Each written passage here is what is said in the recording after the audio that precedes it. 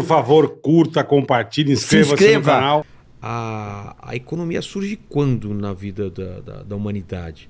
Você tem o tempo da caverna, você tem os coletores e os caçadores, depois eles começam a se fixar em um terreno, plantar. Quando que surge? Eram trocas antes, né? Eu te dou isso, você me dá aquilo. Quando que a gente pode falar que a economia surgiu? Bom, como fenômeno, ela surge junto com os agrupamentos sociais. Quando começa a se fixar? Sim, porque o problema da economia é como que a gente se sustenta. Esse é o problema da economia. Como assim? Como você nasce, pega um agrupamento que nasceu, por exemplo, vamos ali no sul da África, antes de ter a divisão ali europeia dos países, né?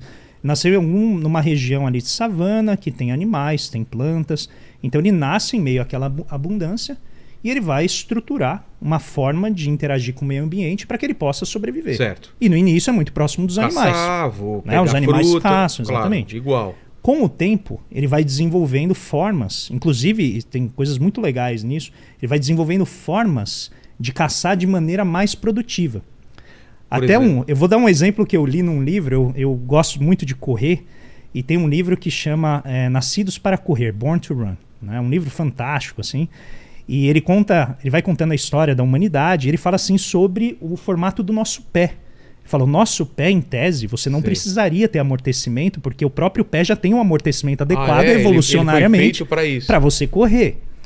E aí o que eles, nesse livro, uma parte ele mostra, depois eu fui pesquisar, tem toda uma área da antropologia que mostra que exatamente esse aspecto do caçador e da estrutura física que a gente tem, que permite o ser humano, por exemplo, vencer praticamente qualquer animal pela resistência na corrida, porque a gente tem glândulas sudoríparas, então a gente sua pelo corpo para resfriar, né, o corpo, a gente tem a mão que permite beber água enquanto os animais não têm, né, eles têm que parar para suar pela boca, tem uma série de elementos que os animais eles têm desvantagem. Então eles mostram, inclusive até hoje tem grupos caçadores em algumas áreas da África que vivem ainda dessa maneira. Então eles vão atrás do animal e eles cansam o animal, eles vencem no cansaço. Isso tem no National Geographic, vocês podem procurar, né, sobre os caçadores que são corredores. Pode não ganhar na velocidade, mas pelo cansaço. Ganha na resistência. E olha que interessante essa sacada aqui. Como eles corriam atrás dos animais e os animais eram mais rápidos... Eu estaria perdido, aí o animal me vencia. Aí vem esse ponto. O que o ser humano desenvolveu? A capacidade de abstração, de formar mapa. Então ele começava a ver as patas dos animais e deduzir a trajetória para onde o animal estava indo. Entendi. Então há teorias que falam que foi exatamente esse aspecto de formação da nossa realidade material que formou a capacidade de abstração, de criar mapas, de você deduzir coisas que não estão ali a partir de símbolos, de rastros, que é essencialmente uma parte importante do pensamento científico. De padrões. Reconhecimento de padrões. Claro. E aí, a partir disso, então, você caçava, vencia o animal. Até em algumas tribos, alguns agrupamentos tem todo um ritual para matar o animal, porque eles agradecem pelo sacrifício que o animal está fazendo. É como se o animal tivesse se oferecendo. Se entregando, exatamente. Se entregando, né? Então é um ritual de muito respeito e tal. Então, historicamente, esse é o nosso problema. Conforme a gente vai avançando, a gente vai desenvolvendo formas de produzir que vão fazendo com que a gente tenha que trabalhar cada vez menos para garantir o nosso sustento. Eu estou pegando aqui o longo período da humanidade.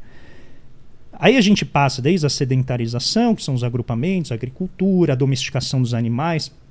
Às vezes as pessoas não percebem a importância que foi você conseguir domesticar, por exemplo, o boi, ou mesmo o cavalo para carregar, né, o arado, e como isso também afetou a relação entre homens e mulheres na atividade do campo.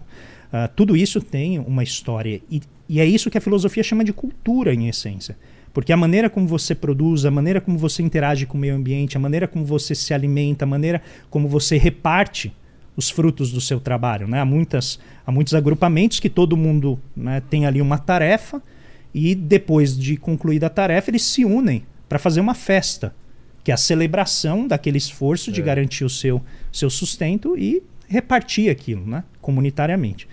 Ao longo do tempo a gente vai formando clãs familiares, esses clãs vão cada vez mais se dividindo e formam eventualmente as famílias. E aí a gente tem esses agrupamentos que têm diferentes estruturas de organização, que podem ir desde os grandes faraós do Egito, que eram organizações imensas, complexas, sensacionais, muito complexas, até, né, estruturas menos complexas, como eram, por exemplo, os feudos, né, em que você tinha uma divisão de trabalho ali um pouco menor, mas ainda assim abriu espaço para você ter as feiras, e as feiras levaram a conexão entre vários agrupamentos. E isso permitiu a especialização, né, às vezes de cidades, às vezes de empresas, às vezes mesmo de grandes reinos. E com isso a gente chega nesse estágio da humanidade em que a acumulação de ciência, a acumulação de conhecimento vai fazendo com que a gente gradativamente migre na direção do trabalho intelectual.